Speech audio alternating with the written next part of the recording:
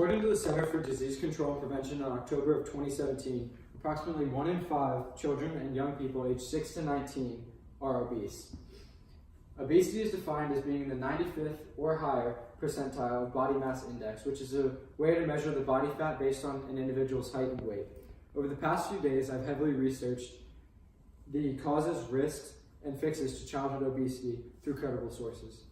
Due to the rapid increase of childhood obesity in the U.S., learning about the negative effects and prevention mechanisms is essential.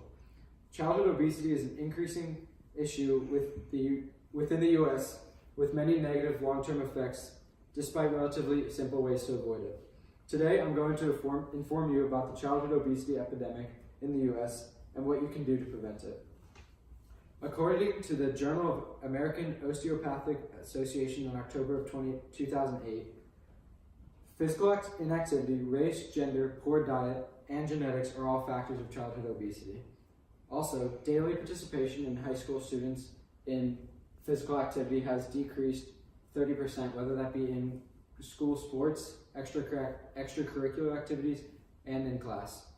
The lack of physical activity has been shown to greatly contribute to obesity, consequent circulatory problems, and reduced blood flow. Children's poor diets lack vitamins and minerals necessary for growth, and it's associated with increased caloric intake.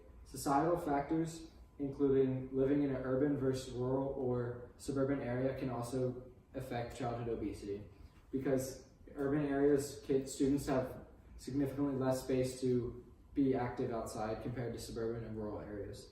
Advocacy groups accuse junk food makers to the growing epidemic, while food makers blame inactivity and lack of parental influence and control on children's diets, according to the How the Food Industry Influences Nutrition and Health of 2002. Laws have been enacted to limit the number of advertisements directed towards children to help the issue, but commercials for unhealthy foods, whether it be candy, fast food, or any other junk food, still make up a large percentage of the advertisements viewed by children daily. The long-term effects of childhood obesity can be avoided if the causes are minimized.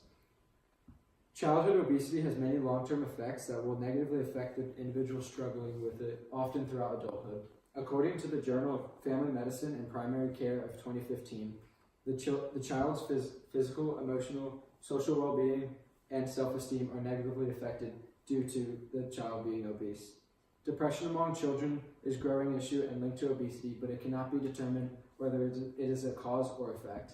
This is due because they cannot determine if children are eating more due to depression or if children are depressed due to being obese or their current state. Obese adolescents also have a higher lifetime prevalence of anxiety disorders compared to non-obese control subjects. Lastly, childhood obesity has also shown higher prevalence of eating-related issues such as anorexia and bulimia nervosa. Both of these involve the subjects eating less or throwing up what they do eat to decrease the amount of food in their system. About 26 to 41% of obese preschool children are also obese as adults, according to the PubMed.gov article of 1993. This can contribute to conditions such as sleep apnea, diabetes, asthma, cardiovascular disease, and many more in the child's adult life. These long-term negative consequences can be avoided if the measures I'm about to mention are taken. There are many ways to prevent childhood obesity. According to the Harvard School of Public Health, limiting unhealthy food, increasing physical activity, limiting screen time, improving sleep, and reducing stress are all ways to decrease the chances of a child becoming obese. Contrary to mainstream ideas, the optimal way to get a child to not become obese is not to focus on them losing weight, but rather them maintaining their weight and growing into it with height and time. Parents should also promote healthy eating habits and regular physical activity among the children. This can involve just eating more fruits and vegetables, and also more physical activities such as walking or just playing outside with their friends. Focusing on good health and eating and participating in healthy acts as a family is essential for the child losing or maintaining their weight to growing into their skin.